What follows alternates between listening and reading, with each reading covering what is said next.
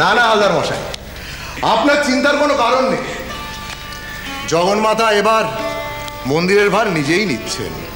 হ্যাঁ, আমি এইমাত্র শুনে এলাম, জানবাজারের দেওয়ান মশাই একটু আগেই জানালেন। বলো কি মা নিজে নিচ্ছেন? হ্যাঁ। গপ্প কিরকম? কিরকম বলছিলাম, এই মন্দিরের বিগ্রহ এবার নড়ে চড়ে খাজাঞ্চিখানায় বসবেন, খতেন খাতা সব দেখবেন। সেটা তো মায়ের ভাবনা, কিন্তু বিষয়টা অবগত হতে আপনার বাধাটা কোথায় বলুন তো? শুনুন। বলুন। রানীমায়ের 2 মেয়ে সহমত হতে পারেননি, তবু রানীমা আজ মন্দির পরিচালনার ব্যয়ভার চালাবার জন্য নির্ধারিত দিনাজপুরের সমস্ত জমি উনি দেবোত্তর করেছেন। জয় মা ভবতারিণী, জয় মা জগজ্জননী, জয় মা। কৃষ্ণ কিশোর বাবু, হ্যাঁ বলছিলাম যে এখানকার মন্দির জমিদারি টমিদারি নয়, মানে দিনাজপুরের বিষয় সম্পত্তি দেবোত্তর করে দিচ্ছেন রানীমা। বাবা বাবা বাবা বাবা।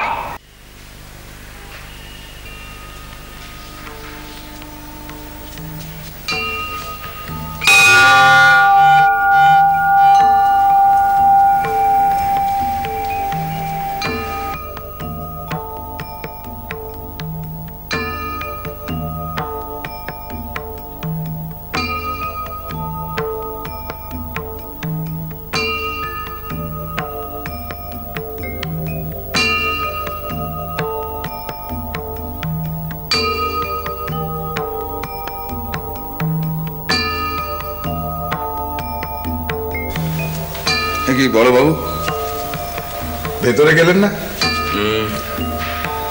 না, আসলে আমি স্নান করে আসিনি। ও, বলুন।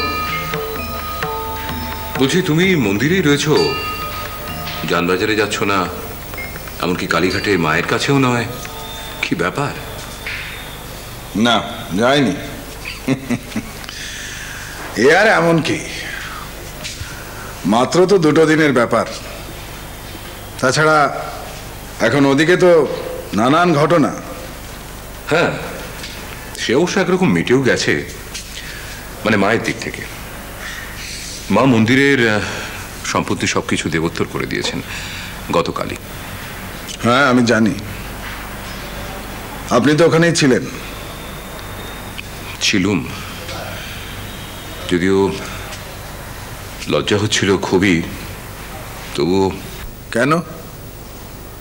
ও, দিদি সই দেয়নি বলে? হ্যাঁ, ছোট সই দিয়েছে। আমি তোমার কাছে হেরে গেলাম সেজবাবু। ভুল, কারণ ব্যক্তি হিসেবে আপনিই জিতলেন। দিদি সই না দিলেও এটা প্রমাণিত যে এতে আপনার বিন্দুমাত্র ভূমিকা ছিল না। আর এটাই সবাই জানলো যে সমস্ত রকম বৈষয়িক ও সাংসারিক ব্যাপারের আপনি ঊর্ধ্বে। আর তুমি? আমি পালিয়ে এসেছি, কারণ ছোট কি করবে আমি জানতাম না। ওসব কথা থাক বড়বাবু, মায়ের মন্দিরে দাঁড়িয়ে ওসব বৈষয়িক আলোচনা তোলা থাক। হ্যাঁ, থাক। মা বোধহয় আমার দোষ নিলেন। আপনার নেবেন না, দোষ আমার নেবেন। কেন? তুমি মায়ের ভক্ত নও? আমরা দুজনেই মায়ের ভক্ত, কিন্তু একটা তফাৎ আছে। কিরকম? আপনি ঈশ্বর প্রেমী আর আমি ঈশ্বর ভীরু। হ্যাঁ, ছোট একদিন ঝগড়া করতে করতে রাগের মাথায় আমাকে বলেছিল আমি আমার নিজস্ব পাপের ভার লাঘব করার জন্যে মায়ের সঙ্গে সঙ্গে মন্দিরে পড়ে থাকি। কথাটা আমার পছন্দ হয়নি ঠিকই, কিন্তু কথাটা আমার মনে ধরেছিল। কারণ আমি সারা জীবনে অনেক কাজ করেছি, তার মধ্যে খারাপ কাজের সংখ্যাও খুব একটা কম নয়। না মতন না, এসব নিয়ে তুমি একেবারে ভেবো না। দেখো, শাস্ত্র বলছেন যতদিন আমাদের এই শরীর, ততদিন মানুষ ভালো মন্দ এরকম কাজই করবে, তার ফলও ভোগ করবে।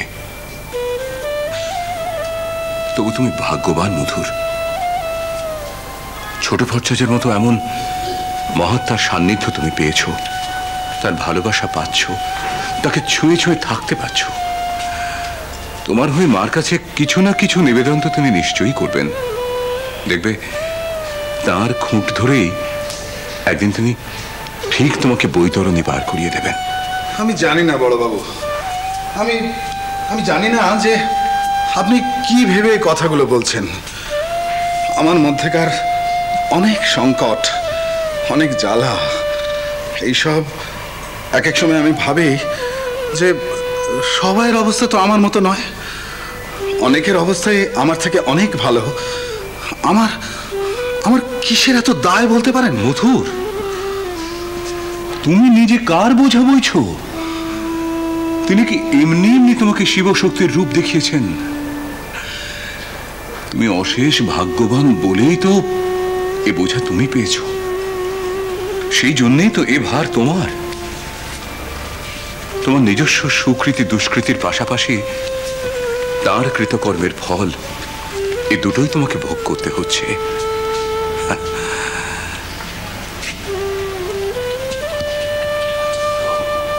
কি বলছেন বড়বাবু? হ্যাঁ, তার শরীরকৃত কাজের ফল আমি? তুমি তুমি কারণ দেখো, সুখ বা দুঃখ ভোগ এসব অনুভূতি তো তার মধ্যে নেই। তিনি তো এসবের অনেক ঊর্ধ্বে। তিনি তো মুক্ত পুরুষ মধুর। সেই জন্যই ভগবান তোমাকে তার সঙ্গে একেবারে সাঁটিয়ে দিয়েছেন।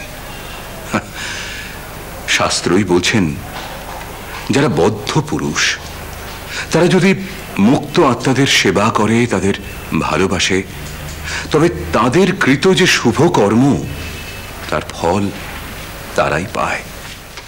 হালদারি বাবা, কিরে ওসব তোলো তোলো তোলো। কেন রে? জানবাজার থেকে খবর এসেছে রানীমার নাকি খুব শরীর খারাপ, একেবারে যখন তখন অবস্থা। বলিস কি? এ কি করছিস মা? এ কি করতে চলেছিস তুই? তুই রানীমাকে টেনে নিবি? আমি কি শুনছি? তবে আমার কি হবে?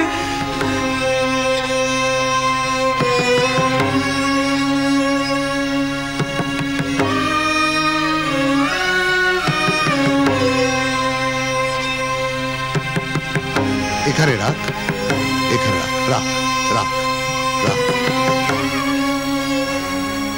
ওটা সরিয়ে নি। কি বলছেন? কি বলছেন মা? আপনার কি কষ্ট হচ্ছে মা? এই জ্যোৎস্নায় আমার ভালো লাগে না। এই আলো নিয়ে যাও। নিয়ে যাও, নিয়ে যাও, যাও। শ্রীরাম